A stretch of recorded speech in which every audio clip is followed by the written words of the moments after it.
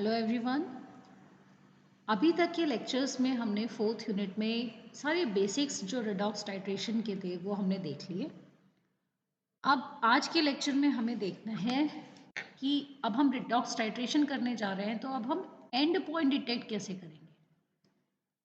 ठीक है, and point detection या फिर डिटेक्शन ऑफ एंड पॉइंट। तो अभी तक हम कैसे करते थे detection of and point? Simply हम एक इंडिकेटर की हेल्प ले लेते थे। ठीक है, जैसा कि हमने एसिड बेस टाइट्रेशन और दूसरे भी टाइट्रेशन, प्रेसिपिटेशन टाइट्रेशन, इन सब में हमने क्या किया, एंड पॉइंट को कैसे डिटेक्ट किया कि जैसे ही रिएक्शन कंप्लीट हो गई उसको हमने किसी इंडिकेटर की हेल्प से डिटेक्ट कर लिया। फर्क बस इतना होता है कि रिएक्शन कौन सी दे रहे हैं। ठीक है, इंडिकेटर, अब इंडिकेटर वही रिएक्शन देंगे जो आप टाइट्रेशन जिस टाइप का कर रहे हो। अब यहाँ पर रिडॉक्स टाइट्रेशन कर रहे हैं तो हम रिडॉक्स इंडिकेटर्स को यूज कर लेंगे।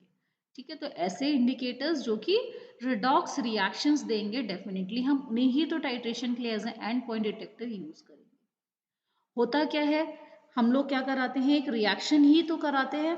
किसी भी टाइट्रेशन के अंदर जब हम एंड पॉइंट डिटेक्ट कर रहे होते हैं तो जो मेन वाली रिएक्शन है जिसको हमें एनालाइज करना है वो कंप्लीट हो जाती है। उसके बाद हमारा जो इंडिकेटर है वो अपना कलर चेंज करता है या फिर कुछ हमें उसमें स्पेशल देखने को मिलता है कि हम डिटेक्ट कर पाए कि हमारा एंड पॉइंट अचीव हो गया है।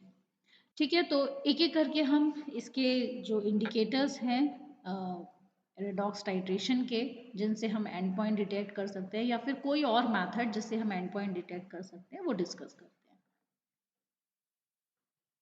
तो पहला टाइप हमारा आ जाता है इंटरनल इंडिकेटर। ठीक है, इंटरनल इंडिकेटर्स वो इंडिकेटर्स होते हैं जिनको हमने सिंपली, अभी तक हम इंटरनल इंडिकेटर्स ही मेनली यूज करते चले आ रहे हैं। जब आपने देखा कि यहाँ पर हमने क्या लिया, टाइट्रेंट लिया और यहाँ नीचे हमने टाइट्रेंड लिया। ठीक है,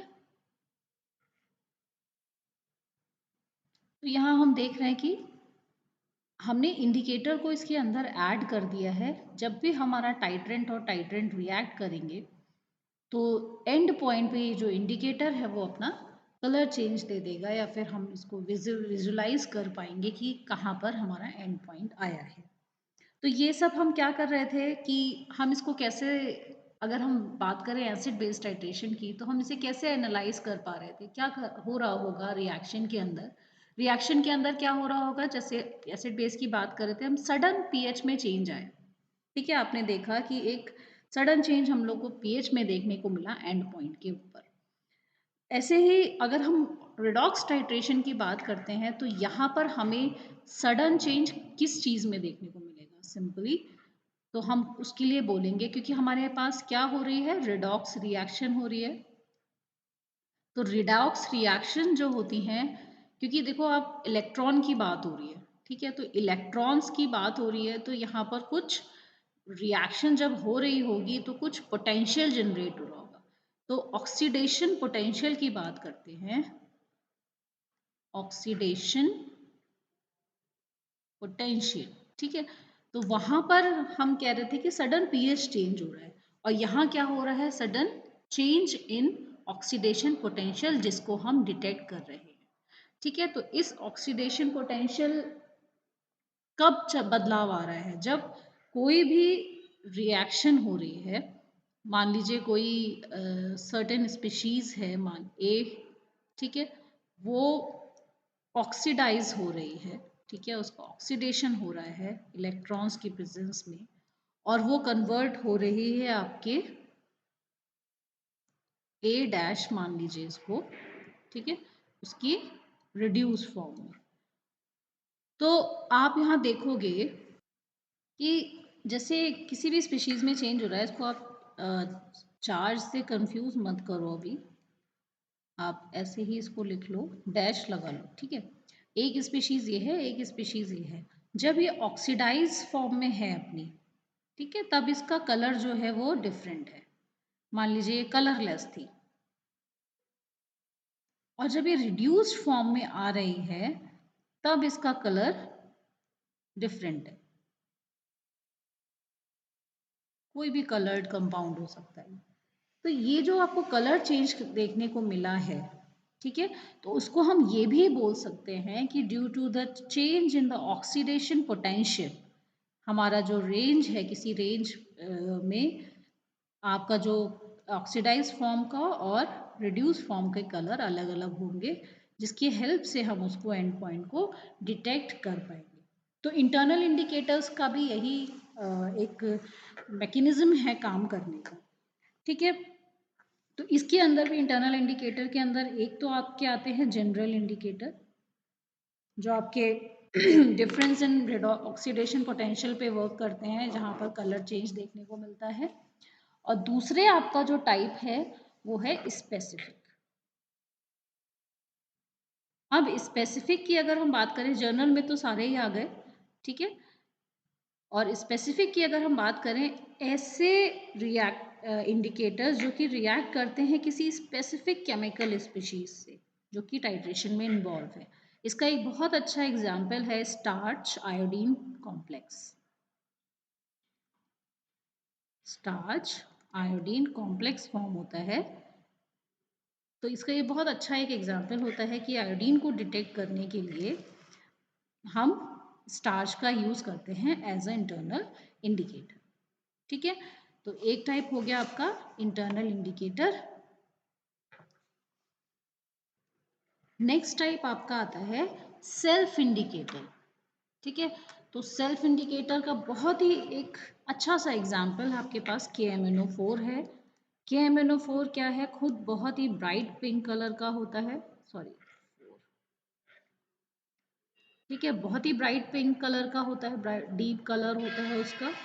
लेकिन क्या होगा जब हम टाइट्रेशन करेंगे, मान लीजिए यहाँ पर हमने KMnO4 ले लिया, ठीक है, अब यहाँ इंडिकेटर हमें नहीं यूज़ करना पड़ेगा, क्योंकि क्या होगा KMnO4 इसमें हम ऐड कर रहे हैं एज अ टाइट्रेंट। जब हम देखेंगे ज़रा सा भी एक्सेस ऑफ KMnO4 होगा, तब यहाँ पर लाइट पिंक कलर आपको दिख जाएगा, ठीक है। तो जो भी कलर आपका आ रहा था, रिएक्शन हो जाएगी, रिएक्शन KMnO4 कंज्यूम होता रहेगा।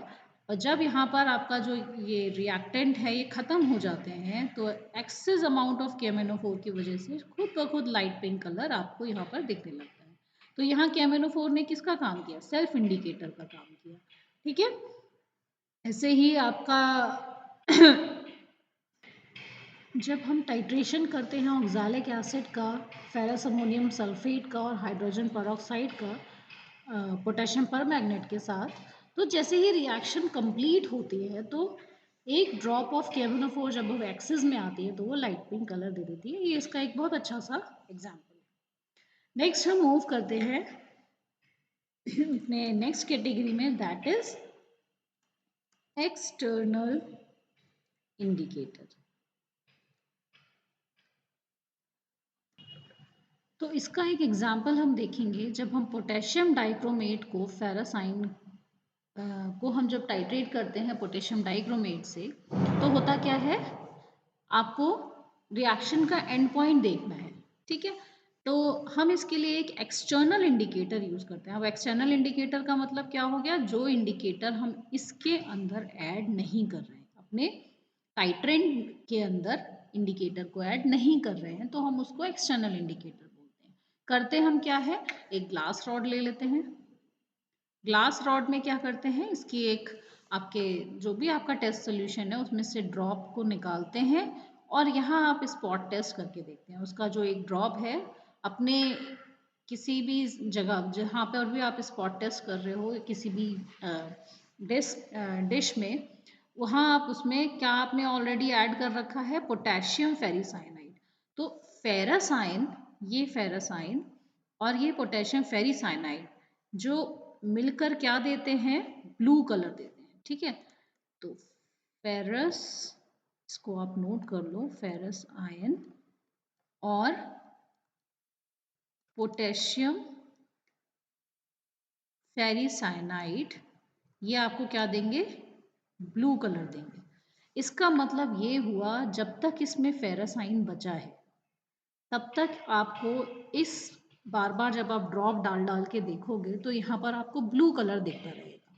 जैसे ही ये जो फेरस आयन आपका सारा इसमें कंज्यूम हो जाएगा और आपने एक ड्रॉप निकाल के इसमें से देखी, तो यहाँ पर ब्लू कलर आना क्या है, बंद हो जाता है। ठीक है, तो कुल मिलाकर क्या हुआ, आपने ड्रॉप निकाल निकाल के एक्सटर्नली इसको बार बार टेस्ट कर कर कर देख लिया और आपने अल्टीमेटली एंड पॉइंट डिटेक्ट कर लिया with the help of this external indicator. लेकिन आजकल क्या है, हमारे पास बहुत ही बेटर इंटरनल इंडिकेटर्स प्रेजेंट हैं। ठीक है, तो हम ज़्यादा बेटर रहेगा कि उसका यूज़ करें, क्योंकि हम जब इसमें से बार बार रिएक्शन मिक्सचर को निकाल रहे हैं और यहाँ ड्रॉप गिरा रहे हैं, तो अल्टीमेटली हमारा जो रिएक्शन मिक्सचर है ये वेस्ट हो रहा है। ठीक है, यहाँ लॉस ऑफ रिएक्शन मिक्सचर हो रहा है। तो इतना एक्यूरेसी आप कहो, क्योंकि हर इंसान का काम करने का तरीका अलग होता है कि पता चला कोई ड्रॉपर से निकाल रहा है तो आपका तो कंसंट्रेशन ही बिगड़ जाएगा। ठीक है, यहाँ जो आपका रिएक्शन मिक्सचर है इसका, तो इसलिए इन सब चीज जैसे कहना चाहिए कि एक्यूरेट रिजल्ट्स के लिए एक्सटर्नल इंडिकेटर्स को डिस्करेज किया जाता है यूज़ को, क्योंकि हमारे पास बहुत बेटर सेल्फ इंडिकेटर्स और अदर इंडिकेटर्स प्रेजेंट हैं। नेक्स्ट हमारा जो मेथड आता है, क्योंकि हम एंड पॉइंट डिटेक्शन कर रहे हैं तो ज़रूरी नहीं है कि हम एंड पॉइंट सिर्फ इंडिकेटर्स से ही डिटेक्ट करें। ठीक है, तो हम एंड पॉइंट पोटेंशियोमेट्रिक टाइट्रेशन की हेल्प से भी अचीव कर सकते हैं। Potentiometric method. अब देखो यहाँ पर, वैसे तो आपको मैं नेक्स्ट यूनिट है आपकी लास्ट यूनिट 5th यूनिट में ये सारा हम लोग डिस्कस करेंगे, लेकिन एक थोड़ा सा आइडिया आपको यहाँ पर भी होना चाहिए। पोटेंशियोमेट्रिक मतलब मेजर करना, पोटेंशियल को मेजर करना। और अभी मैंने आपको थोड़ी देर पहले बताया था कि हमारे पास क्या है यहाँ पर, ऑक्सीडेशन पोटेंशियल। ऑक्सीडेशन पोटेंशियल है हमारे पास, ठीक है, जिसको हमें मेजर करना है। तो सिंपल सी बात है, इलेक्ट्रॉन का इन्वॉल्वमेंट है एक। अगर हम इंडिकेटर की बात करें तो इसको ऐसे लिख लेते हैं, इंडिकेटर का ऑक्सीडेशन। ठीक है, नंबर ऑफ इलेक्ट्रॉन उसमें इन्वॉल्व है और क्या हो रहा है यहाँ पर, इंडिकेटर रिड्यूस हो रहा है। ये देखो, ये जो रिएक्शन है ये एप्लीकेबल है इन वालों के लिए भी, ठीक है, इंडिकेटर्स के लिए, क्योंकि अल्टीमेटली यहाँ पर भी तो यही हो रहा है ना। बाकी के रिएक्टेंट्स, बाकी के इंडिकेटर्स का भी कुछ डिफरेंस इन ऑक्सीडेशन पोटेंशियल ही तो आ रहा होगा जब वो एंड पॉइंट दे पा रहे हैं, है ना। तो कहीं ऑक्सीडेशन हो रहा होगा, कहीं रिडक्शन हो रहा होगा, जिसकी वजह से हम एंड पॉइंट डिटेक्ट कर पा रहे हैं। तो इंडिकेटर का अपना कुछ ऑक्सीडेशन और रिडक्शन पोटेंशियल है, जिसकी वजह से एंड पॉइंट डिटेक्ट हो रहा है। उसी को हम यूज़ कर सकते हैं as a potentiometric method में। कोई भी, मान लीजिए आपकी रिएक्शन लगी हुई है और उसमें ऑक्सीडेशन हो रहा है, रिडक्शन हो रहा है, तो जो भी उसका डिफरेंस है, जो भी ऑक्सीडेशन पोटेंशियल है, उसको हम मेजर कर लेंगे और उसकी हेल्प से हम एंड पॉइंट को डिटेक्ट करेंगे। ठीक है, तो इसके लिए आप एक चीज़ थोड़ा सा इसमें आप याद रखेंगे, ज़्यादा उसके अंदर डीप में नहीं जाना है, क्योंकि हमें सिर्फ इसका अगली यूनिट में हम पढ़ेंगे पोटेंशियोमेट्री अच्छे से। तो एक बार देख लेते हैं।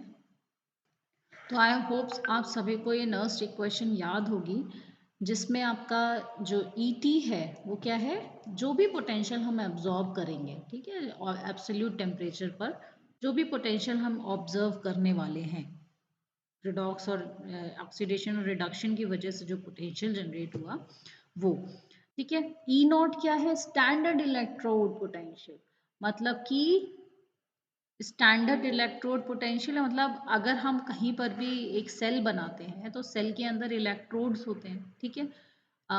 आई होप थोड़ा बहुत आपको अपना पुराने टाइम का क्लासेस का याद होगा। तो हम दो हाफ सेल बनाते हैं, ठीक है।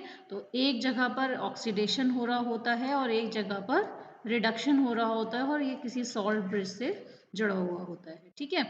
और यहाँ पर आपका इलेक्ट्रोड्स होते हैं। तो ये एक हाफ सेल एक इलेक्ट्रोड का काम करती है, ठीक है। तो एक जगह पर आपका क्या बना हुआ है, स्टैंडर्ड हमने मान रखा है।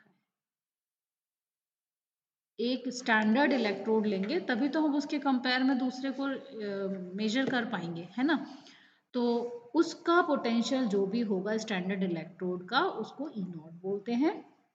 आर आपका गैस कांस्टेंट हो गया जो कि 8.314 जूल्स पर डिग्री पर मोल होता है। एफ आपका हो जाता है फेराडेज कांस्टेंट 96500 कूलम्स इसकी होता है। और उसके बाद टेम्परेचर आ जाता है यहाँ पर T, that is absolute temperature. इसको हम केल्विन में भी लेते हैं 298, और अगर हम डिग्रीज में बात करें तो 25 डिग्री सेल्सियस पे हम कर रहे हैं इसको। उसके बाद ये जो आपको एन दिख रहा है यहाँ पर, number of electrons gain by oxidant in the beginning, ठीक है, कन्वर्टेड टू रिड्यूसिंग एजेंट। क्या हो रहा है, रिड्यूसिंग एजेंट में कन्वर्ट होते समय जब नंबर ऑफ इलेक्ट्रॉन जो गेन कर रहा है, क्योंकि रिडक्शन क्या है, गेन ऑफ इलेक्ट्रॉन, है ना, GER, gain of electron is reduction. तो जब भी वो रिडक्शन हो रहा है तो नंबर ऑफ इलेक्ट्रॉन जो गेन किए हैं हमने उसको हम n लिखेंगे, ठीक है, वो यहाँ पर आ जाएगा। उसके बाद इनवर्स लॉग ऑफ ऑक्सीडेशन का कंसंट्रेशन, ऑक्सीडेंट का कंसंट्रेशन और रिडक्टेंट का कंसंट्रेशन, ठीक है। इसकी हेल्प से, क्योंकि अब देखो यहाँ पर स्टैंडर्ड ये नोन होगा तो इसकी हेल्प से हम ये पोटेंशियल कंसंट्रेशन यहाँ से निकाल पाएंगे, क्योंकि बाकी चीज़ें हमारी उस समय नोन हो जाती हैं, ठीक है। तो ये निकल आएगा तो इजीली हम कंसंट्रेशन को निकाल पाएंगे। तो ये हो गई हमारी नर्स्ट इक्वेशन। अगर आपको थोड़ा बहुत याद आ रहा हो तो नर्स्ट इक्वेशन को यूज करके हम ये डिटेक्ट कर पाते हैं एंड पॉइंट, ठीक है। तो इससे, इसकी हेल्प से भी हम कर सकते हैं टाइट्रेशंस, बट शायद आपको कहीं और मिल जाए ऐसे टाइट्रेशन जो आपको पोटेंशियोमेट्री की हेल्प से बताए गए हों इन रिडॉक्स टाइट्रेशन। बट मैं आपको अभी नॉर्मली जैसे आप केमिकल उससे करते हो टाइट्रेशन मेथड, उसी एंड पॉइंट डिटेक्शन में आपको इंडिकेटर्स की हेल्प से ही बताना ज़्यादा पसंद करूँगी, क्योंकि पोटेंशियोमेट्री में ही हम ये चीज़ डिस्कस करें तो ज़्यादा बेटर रहेगा, तो ज़्यादा अच्छे से समझ में आएगा, ठीक है। तो अल्टीमेटली गोल आपका ये होना चाहिए कि आपको क्या पता होना चाहिए कि हमें एंड पॉइंट डिटेक्ट कैसे कैसे कर सकते हैं। और जो हमारे अगला जो लेक्चर है जिसमें हम डिस्कस करेंगे टाइप ऑफ रिडॉक्स टाइट्रेशन, आपको टाइट्रेशन अल्टीमेटली परफॉर्म करना है। अब आप किस मेथड से कर रहे हो, एंड पॉइंट मेथड डिटेक्ट कौन सा कर रहे हो, वो आप पे डिपेंड करता है कि आप क्या मान यूज़ करना चाहते हो। तो सिंपली एक चीज़ यहाँ पर हम डिस्कस कर लेते हैं, जब हम पोटेंशियोमेट्रिक मेथड यूज़ करते हैं तो हमें एक ग्राफ प्लॉट करते हैं, जैसे हम लोग पीएच करते थे ना, कि पीएच ये हुआ और वॉल्यूम ऑफ टाइट्रेंट यहाँ पर आ जाता था, ठीक है। ये तो था आपका एसिड बेस टाइट्रेशन के केस में, लेकिन इस केस में क्या आ रहा है यहाँ पर, यहाँ पर हम वाई एक्सिस पे लेंगे ई सेल और यहाँ पर एक्स एक्सिस पे हमारा है परसेंट टाइट्रेशन, और इनके बीच में हमने ग्राफ प्लॉट किया, ठीक है। ग्राफ प्लॉट किया तो शुरू में जब हमने स्टार्ट किया टाइट्रेशन तो उस समय हम बफर रीजन कहेंगे, क्योंकि बहुत ज़्यादा इफेक्ट नहीं पड़ा इलेक्ट्रोड पोटेंशियल पे उसके सेल के हमारे, ठीक है। तो लेकिन एंड पॉइंट पे क्या हुआ, sudden change in electrode potential यहाँ पर हुआ और इक्विवेलेंट पॉइंट हमें मिल गया, ठीक है। इसके बाद हमारा ये कर्व बन जाता है ओवर टाइट्रेशन, मतलब टाइट्रेशन के बाद ऐसा हमें कर्व मिल जाता है। तो कुल मिलाकर जब आपसे ऐसा पूछा जाए कि आप ग्राफ प्लॉट कर रहे हो, बाय चांस कहीं पर आपसे पूछ लिया जाए, तो आप ई सेल और परसेंट टाइट्रेशन के बीच में यहाँ पर ग्राफ प्लॉट करते हैं, ठीक है। इस चीज़ को हम याद रखेंगे। और जब भी ग्राफ आप प्लॉट करते हो ये वैल्यूज़ रखना ना भूलें। मैंने कई बार बच्चों की कॉपीज़ में देखा है कि वो बहुत अच्छा अच्छा एक्सप्लेन कर देते हैं, बट वैल्यूज़ जब पुट करने वाले होते हैं तो जो मेन चीज़ है जिसके बीच में आपको ग्राफ प्लॉट करना है वही छोड़ देते हैं। तो स्पेशली इस चीज़ का बहुत ध्यान रखेंगे, ठीक है।